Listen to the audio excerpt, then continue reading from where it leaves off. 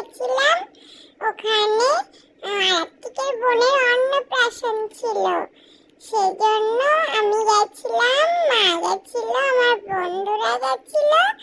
আর ওখানে আমরা খুব খেলা করছিলাম, মজা করছিলাম। আর এই যে রূপসার সঙ্গে আমি খেলছিলাম, সম্প্রীতির সঙ্গে খেলছিলাম। সবাই আমার এলকেজির বান্ধবী আর বন্ধু।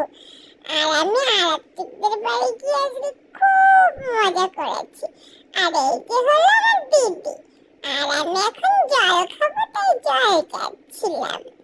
আর এই যে আমার সব আন্টিরা বসে রয়েছে, আন্টিরা খুব ভালো। আর আমি এখন ফ্রেন্ডদের সঙ্গে খুব মজা করছি। আর এই যে আমার ফ্রেন্ডরা মিলে আমরা খুব মজা করছি।